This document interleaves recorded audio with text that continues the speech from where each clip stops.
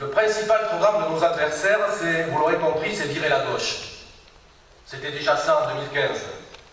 Sauf que personne ne vote à la place des Landaises et des Landais. S'ils choisissent de reconduire des majorités de gauche depuis des années, c'est que les Landais sont majoritairement satisfaits de l'action de ce département. Nous revenons vers eux avec un bilan.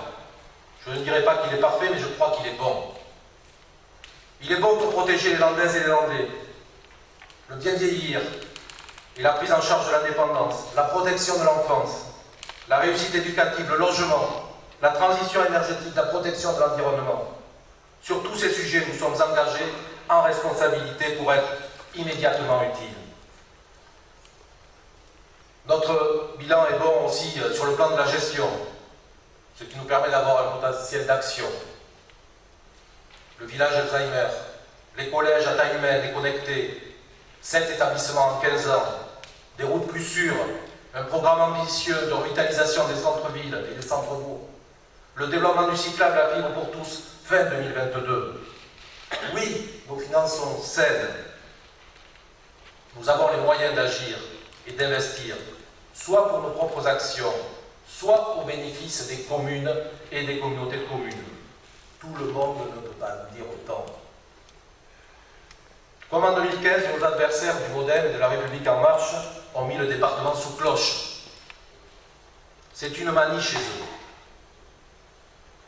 Ils n'ont toujours pas compris que pour gagner dans les Landes, la première des conditions, c'est d'aimer les Landes.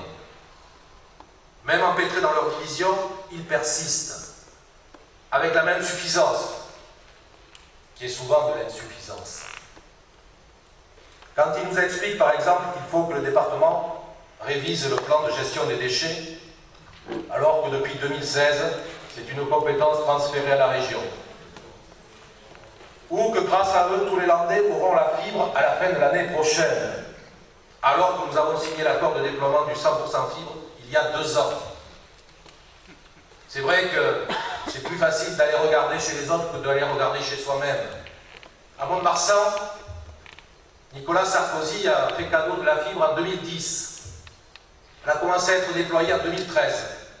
En 2021, c'est toujours pas fini. Donc c'est vrai que chacun son rythme. Ils nous font aussi le coup des places en EHPAD et des classements sortis d'où on ne sait où. Avec Monique et Paul, qui ont eu en charge le secteur de la solidarité, depuis des années, nous répétons la même chose. Pour créer des places en EHPAD, il faut déjà des crédits de l'assurance maladie qui financent les postes de soignants. Il faut aussi des communes ou des communautés de communes qui manifestent l'intérêt pour ouvrir un établissement. Quand j'entends le récent converti à la République En Marche, le maire de Dax,